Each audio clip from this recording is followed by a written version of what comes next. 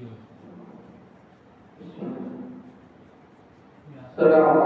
warahmatullahi wabarakatuh. Waalaikumsalam warahmatullahi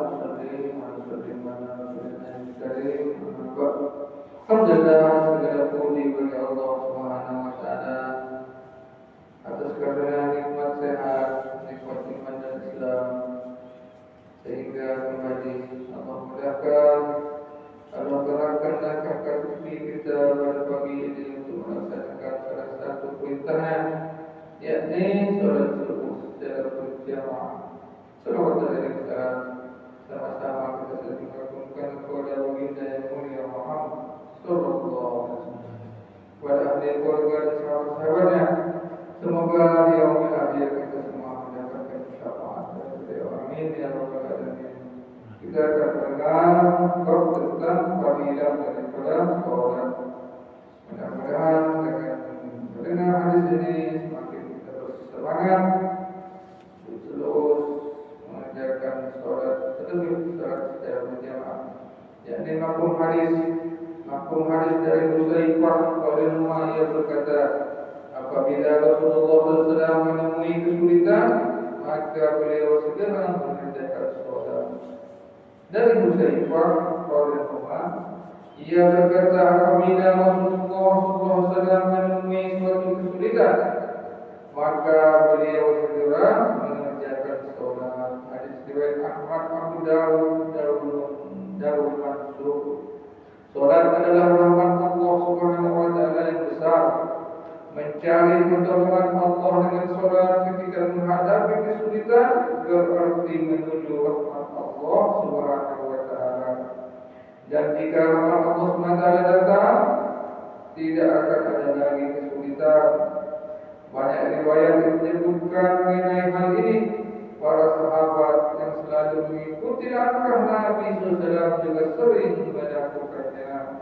Abu Darda radhiyallahu berkata, jika terjadi angin topan, Rasulullah SAW akan segera masuk ke masjid dan tidak akan keluar dari masjid jika angin bertiup.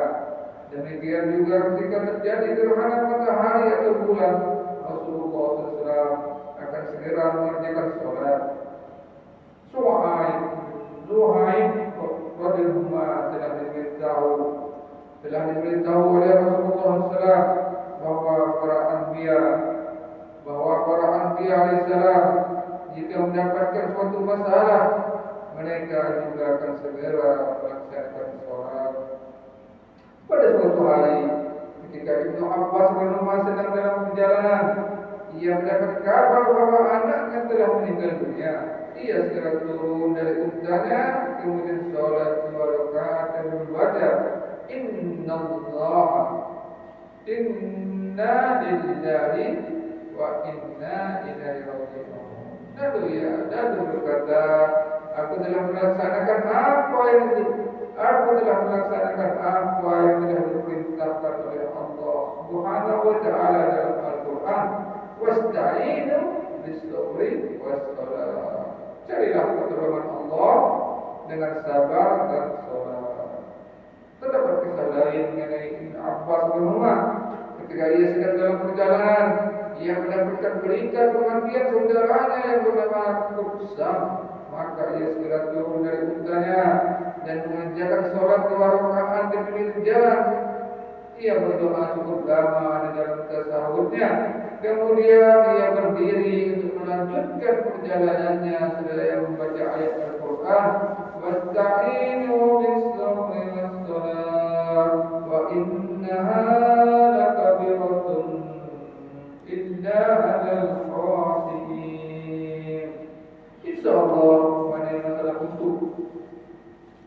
Insyaallah mengenai masalah khusyuk ini akan dijelaskan pada bab yang ketiga.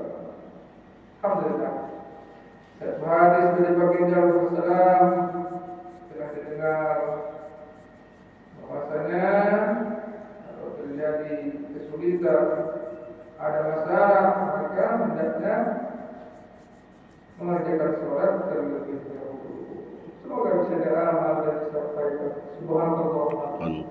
Subhanallah wa bihamdika asyhadu an la ilaha illa anta astaghfiruka. wabarakatuh. Waalaikumsalam.